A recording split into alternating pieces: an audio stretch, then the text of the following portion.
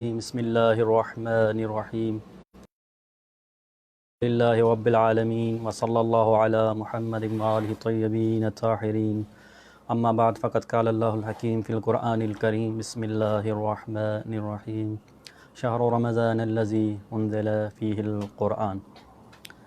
السلام علیکم ورحمۃ اللہ وبرکاتہ۔ موضوع سخن گزشتہ دو نشستوں سے ہمارا چل رہا تھا وہ مناجات شعبانیہ تھا،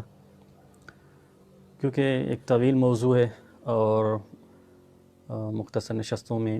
مکمل کرنا اسے ممکن نہیں رہا، اسی لیے آج کی شب کی خاص مناسبت کیونکہ ماہ مبارک رمضان کے حوالے سے ہے، ماہ مبارک رمضان کی اولین شب ہے، کریں گے چند گزارشات ماہ مبارک رمضان کے حوالے سے آپ کی خدمت میں عرض کریں۔ ایک عظیم جلیل القدر مہینہ جس کے بارے میں متوجہ کرتے ہوئے خطبہ شعبانیہ میں فرمایا تھا، خطبہ شعبانیہ میں کہ ایھا الناس قد اقبل الیکم شہر اللہ، کہ اے لوگو آمادہ ہو جاؤ کہ اللہ کا مہینہ تمہارے پاس آ رہا ہے مہمان بن کے، رحمت برکت ساتھ لے کے، مغفرت ساتھ لے کے، اور آپ کی خدمت میں آ رہا ہے۔ واقعاً جب ابتدا ہو گئی اس ماہ کی تو سوال پیدا یہ ہوتا ہے کہ ہماری کیا آمادگی ہے، ہم کس طرح اپنے آپ کو آمادہ کریں، کہ جس میں رسول اللہ صلی اللہ علیہ وسلم نے فرمایا وَشَهْرٌ دُعِيتُمْ فِيهِ إِلَىٰ ضِيَافَةِ اللّہ، یہ وہ مہینہ ہے کہ جہاں اللہ کی مہمانی کی طرف تمہیں دعوت دی گئی ہے، یعنی اللہ آپ کا میزبان ہے اور آپ مہمان اللہ کے بننے جا رہے ہیں، ایسا زمانہ ہے یہ۔ اور دعیتم دعوت دی گئی ہے، اس کا مطلب ڈائریکٹ دعوت نہیں ہے، مثلا رسول اللہ دعوت دے رہے ہیں، اپنا نمائندہ اللہ نے بھیجا ہے آپ کی طرف کہ میرے بندوں کو میری طرف سے۔ اور عرض کیا تھا کہ دعوت کے آداب ہوتے ہیں، ان آداب میں سے ایک یہ ہے کہ جیسے عام دعوتوں میں جاتا ہے اپنے آپ کو مزین کرتا ہے، لباس صاف ستھرا پہنتا ہے، ادب و اخلاق کا خیال رکھتا ہے، تو اس دعوت میں بھی ضروری ہے کہ جب ہم جا رہے ہیں تو آمادہ ہو کر جائیں اور اپنے آپ کو جو بھی ہمارے نقائص ہیں ان کی طرف متوجہ ہوتے ہوئے اللہ کی طرف ربط قائم کریں، اطلاع توبہ کر کے جائیں اللہ کی بارگاہ میں، حقیقی توبہ کر کے اور داخل ہوں ماہ مبارک رمضان میں۔ کچھ لوگ ایسے ہوتے ہیں جن کا برنامہ اس ماہ مبارک رمضان میں پروگرام ایسا ہوتا ہے کہ اس کو یہ صرف توجہ اس طرف ہوتی ہے کہ کیونکہ کھانا پینا ہمارا بند ہے، کھائیں گے پیئیں گے نہیں، کس طرح کیا جائے۔ حالانکہ دیکھا جائے تو دو وقت تو انسان کھا رہا ہے، سحر اور افطار، صرف ایک وقت جو ہے دوپہر کے وقت کا کھانا وہ ممنوع قرار دیا گیا ہے، اگر اس لحاظ سے دیکھا، اس جہت سے صرف تو پریشانی ہونے کی کوئی بات نہیں۔ حالانکہ اسلامی نقطہ نظر سے دیکھا جائے تو خود دوپہر کا کھانا پروگرام میں شامل ہی نہیں، کھانے پینے کے غذائی جو برنامہ ہے، پروگرام ہے، اس میں دوپہر کا کھانا شامل۔ اگر آپ شریعت توضیح مسائل اٹھا کے دیکھیں، منہاج الصالحین اٹھا کے دیکھیں اور دوسرے مسائل میں دیکھیں، فقہی نقطہ نظر سے دیکھیں تو کہا گیا ہے کہ دن کے شروع میں کھائیں اور رات کے شروع میں کھائیں آپ، یعنی دو وقتوں کا کھانا کھائیں۔ اگرچہ حرام نہیں ہے درمیان میں کھانا، لیکن یہ اخلاقاً اور آداب اس کا یہ ہے کہ یعنی انسان صرف صبح کو جلدی کھائے کھانا اور رات کا کھانا کھائے، اسلامی پروگرام میں یہی شامل ہے۔ اسی لیے اگر ایک وقت کا کھانا اسکپ ہو رہا ہے، نہیں کھا رہے آپ، کوئی مسئلہ نہیں، کوئی ٹینشن نہیں، لیکن کچھ لوگوں کو یہ پریشانی ہوتی ہے کہ پورا دن نہیں کھا رہے، حالانکہ اسے یہ سوچنا چاہیے کہ دوپہر کا کھانا نہیں کھا رہے، بس یہ کرنا پڑے گا۔ اسی لیے ان کا برنامہ یہ ہوتا ہے ماہ رمضان آتے ہوئے کہ بھائی کہ کس طرح یہ کمی اس کو ختم کیا جائے کہ ہم کھانا نہیں کھا رہے، اس کو ذہن میں کیونکہ یہ ہوتا ہے کہ ہمیں کھانا نہیں ملتا، پورا دن بھوکے ہوتے ہیں، پیاسے ہوتے ہیں، پھر یہ نتیجہ اس کا یہ ہوتا ہے جس کی یہ صرف سوچ ہو، نتیجہ یہ نکلتا ہے کہ افطار سے لے کر سحر تک مسلسل کھانا چلتا رہتا ہے۔ اگر روزہ نہ ہوتا تو بھی اتنا آدمی نہ کھاتے جتنا یہ لوگ کھاتے ہیں، اگر جن کی یہ فکر ہو کہ کیونکہ پورا دن بھوکا رہنا ہے، اس لیے وہ اتنا کھاتے ہیں کہ شاید جب روزہ نہ ہو پھر بھی اتنا نہ کھاتے ہیں. کچھ لوگوں کا یہ برنامہ ہے, یہ پروگرام ہوتا ہے, اس میں ٹائم ٹیبل یہ بنایا ہوتا ہے. کچھ لوگوں نے یہ بنایا ہوتا ہے کہ بھائی ماہ مبارک رمضان آ رہا ہے یعنی دن کو سونا ہی سونا ہے, اس رات کو پوری رات جاگنا ہے, یہ پروگرام ہے. رات کو اگر عبادات, قرأت قرآن, تلاوت قرآن, قرآن میں تدبر, نماز, دعا, مناجات میں جاگا جائے تو کوئی کا بات نہیں ہے, اچھی بات ہے. لیکن اگر جاگنا ہے یعنی فضولیات میں جاگنا ہے, گپ شپ کرنی ہے, فیس بک چلانا ہے, یوٹیوب چلانا ہے, دوستوں سے ایسے گپ شپ لگانی ہے, ایسے باتیں فضولیات دوسرے کام ہیں, اس چیز میں اگر رات گزارنی ہے سحر تک, پھر سحری کہہ کے اور نماز فجر پڑھ کے سو جانا ہے, سارا دن سونا ہے, یہ ایک برنامہ ہے کچھ لوگوں کا. سارا, کیونکہ ماہ رمضان آ رہا ہے یعنی اس کا مطلب ہے کہ پورا دن سو جائیں ہم, یہ ایک برنامہ ہے. اور اٹھیں گے کب اٹھیں گے؟ شام کو اٹھیں گے, اور نماز ظہر اور عصر کو بھی وقت پہ نہیں پڑھیں گے, وہ بھی پڑھیں گے مغرب سے تھوڑا سا پہلے اٹھیں گے, 1 گھنٹہ 1.5 گھنٹہ 2 گھنٹہ, تاکہ نمازیں وہ پڑھیں اور اٹھیں ہم دیکھیں تو واہ بھائی 1-2 گھنٹے کے بعد افطار کا ٹائم ہو گیا اور ہمارا اچھا دن الحمدللہ اچھا دن ہمارا گزر گیا. کچھ کا یہ بننا ہے. لیکن کچھ جو بندگان خدا ہیں, اہل سیر و سلوک ہیں,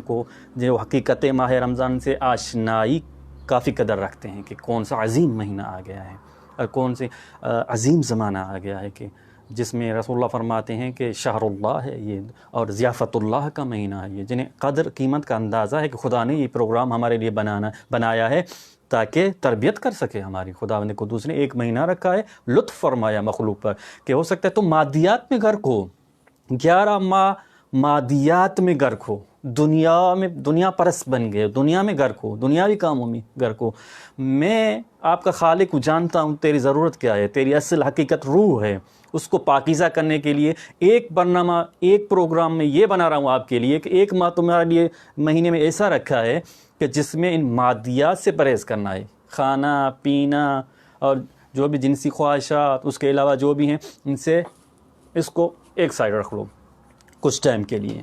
تاکہ تم اپنی روحانیت پر توجہ کرو, روح پر توجہ کر سکو. جب مادیات سے کٹ جاؤ گے, مادی چیزوں سے,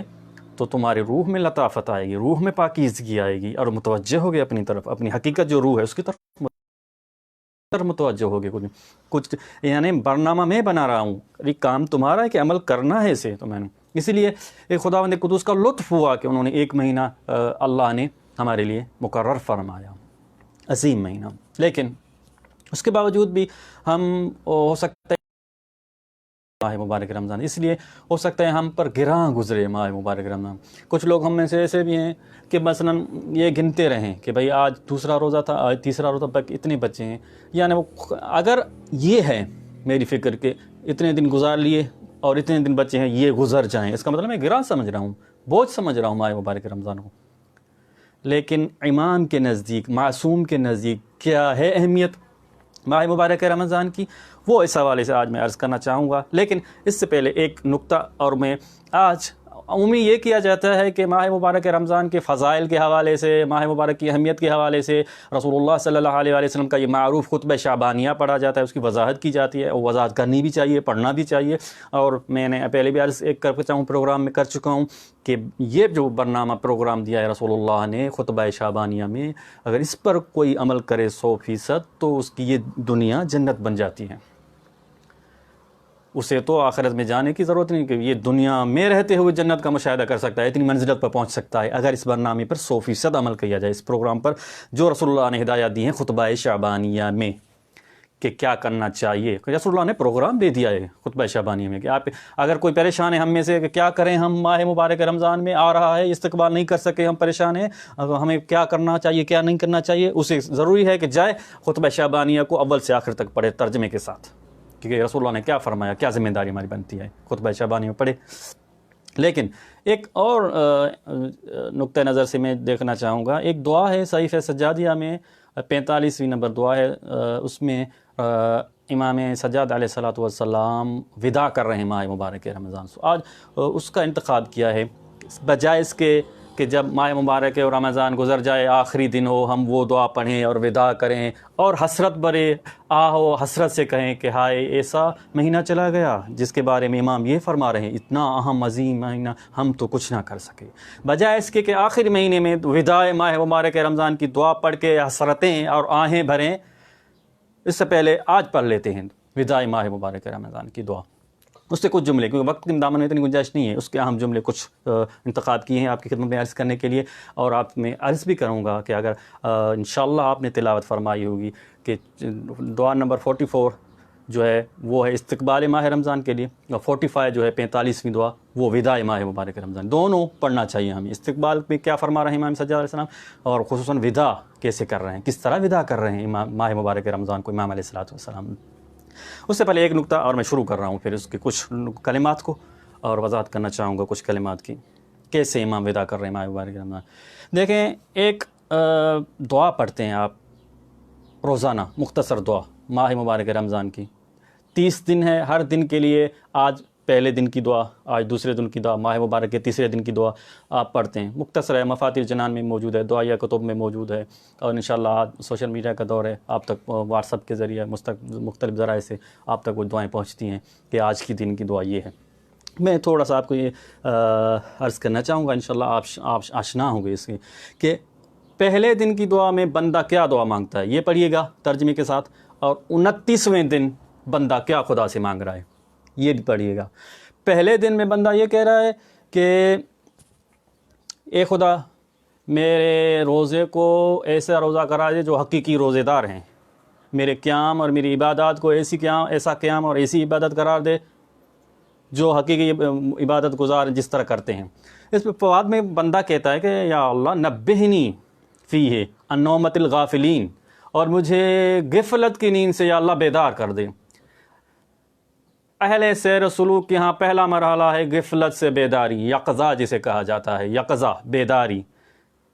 یعنی احساس کرے بیدار ہو جائے انسان، کھڑا ہوں، کیا ذمہ داری ہے، کہاں جا رہا ہوں، کیا مقصد و ہدف ہے، اور کیا کمی کوتاہی ہو رہی ہے، بیدار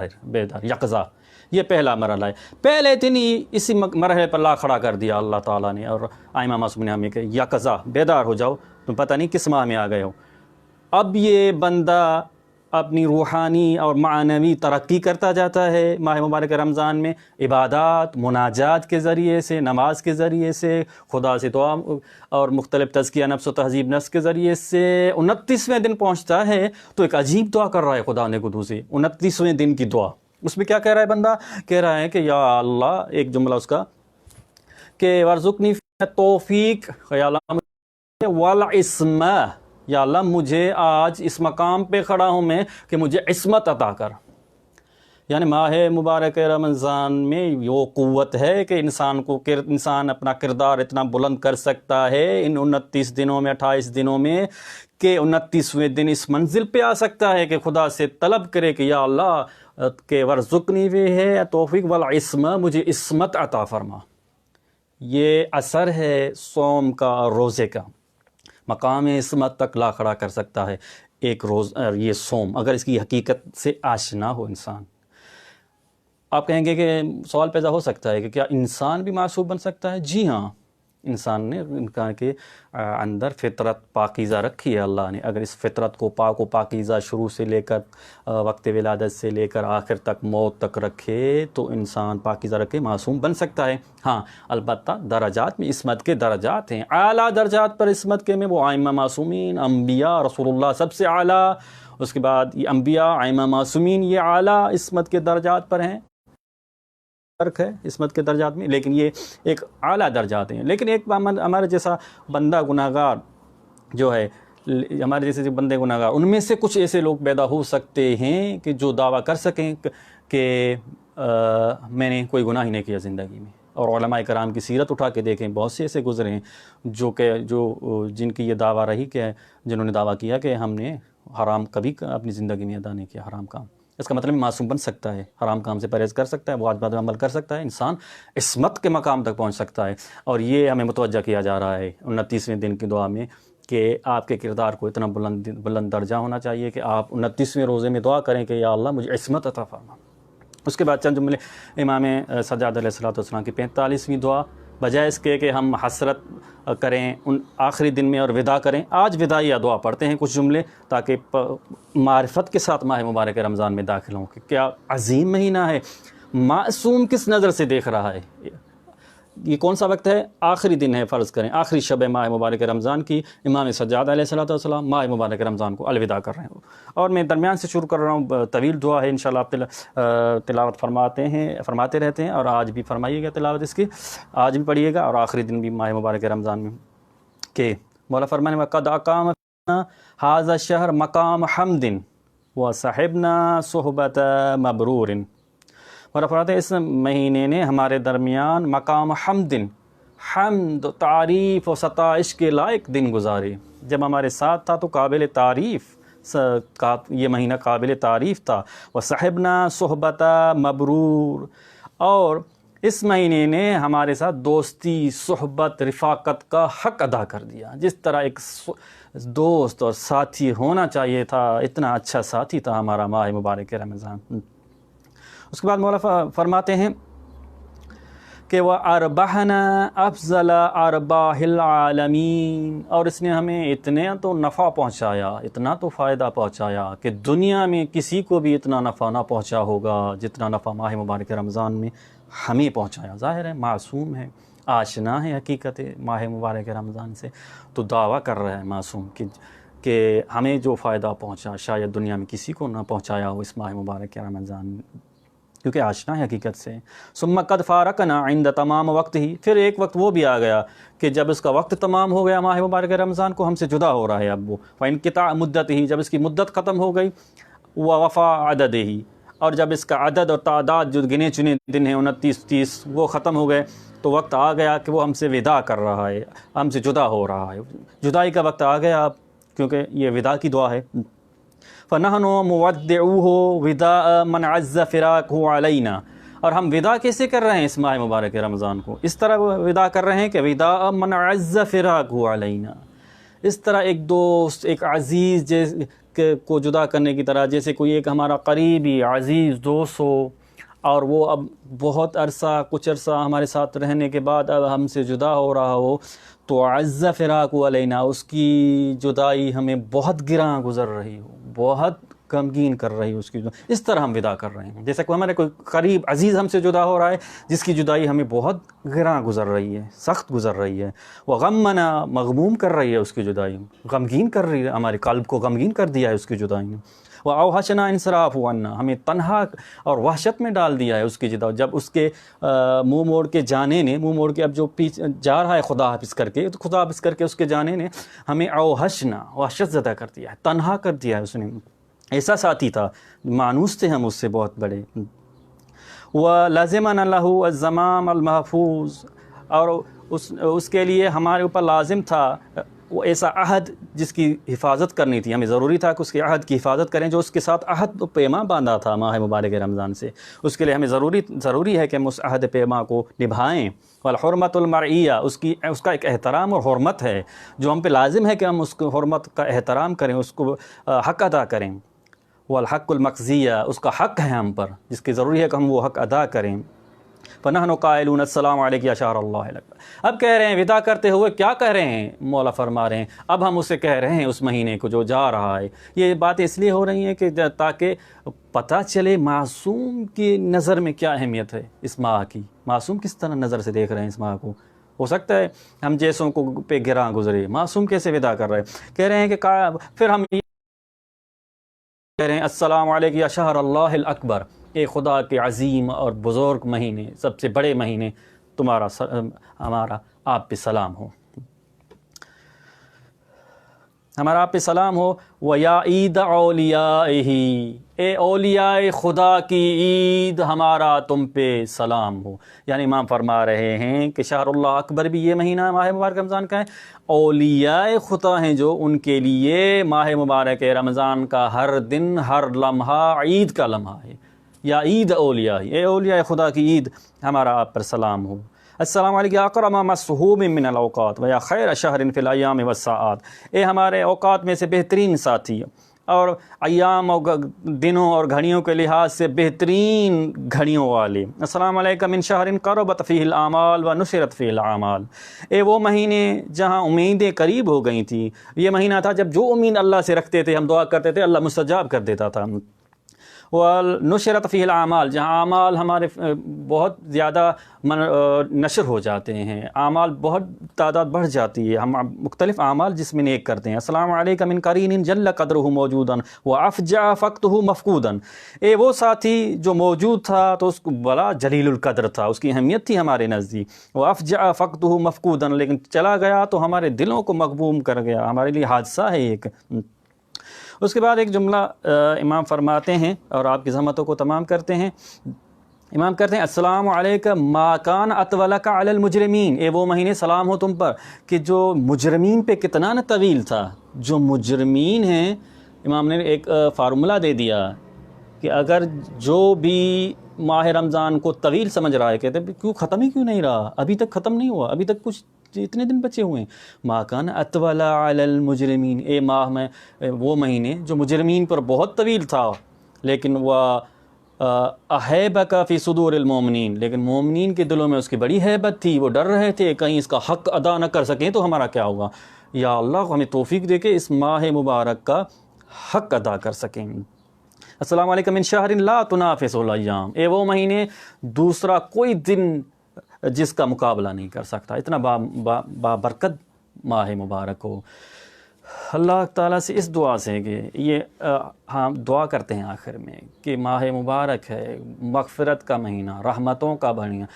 لکل شیء ربیع، ہر چیز کے لیے ربیع ہے، و ربیع القرآن رمضان، اور قرآن کی بہار، ہر شے کی بہار ہے، ہر چیز کی بہار ہے، قرآن کے لیے بہار جو ہے ماہ مبارک رمضان ہے، نزول قرآن کا مہینہ۔ زیادہ سے زیادہ فوکس جس پہ کرنا ہوگا، بندوں کو دعوت دی گئی ہے کہ ہم نے مائدہ دسترخوان بچھا دیا ہے ضیافت الہی میں، ہم آپ کو مہمان بنا رہے ہیں، اس دسترخوان میں سب سے بڑی نعمت جو ہم آپ کے لیے رکھی ہے وہ قرآن رکھی ہے۔ آؤ قرآن کی طرف، قرآن کو سیکھو، آؤ قرآن سے حاصل کرو، آؤ قرآن سے جتنا حاصل کر سکتے ہو حاصل کرو، قرآن کا بیج اپنے قلب میں بو دو، کیونکہ بہار ہے، بہار میں جو بیج بویا جاتا ہے وہ بہت زیادہ نشو نما پاتا ہے، اس لیے مانا ہے قرآن کا جتنا ہو سکے ربط قائم کرو قرآن سے۔ اللہ میں فرما رہا ہے کہ میرا دسترخوان آپ کے لیے بچھایا گیا ہے، سب سے بڑی نعمت اس میں قرآن ہے، کیونکہ میں مادی نعمتیں نہیں دوں گا، وہ ہر پورے سال میں دیتا رہتا ہوں، اس مہینے میں صرف روحانی معنوی نعمت آپ کی مہمان نوازی کے لیے رکھی ہے، وہ قرآن ہے۔ آؤ اور قرآن کے سے ربط قائم کرو اور ہدایت حاصل کرو، قرآن کتاب ہدایت ہے جو ہر وقت ہدایت دیتا رہتا ہے، ھدی للناس وبینات من الھدی والفرقان۔ خدا سے آخر میں یہ دعا ہے خدا ربط قائم کرنے کی توفیق فرمائے، اس مہینے کا حق ادا کرنے کی توفیق فرمائے، حقیقی روزے داروں میں ہمارا شمار فرمائے، حقیقی اہل بیت علیہ السلام کے پیروکاروں میں ہمارا شمار فرمائے۔ والسلام علیکم ورحمۃ اللہ وبرکاتہ۔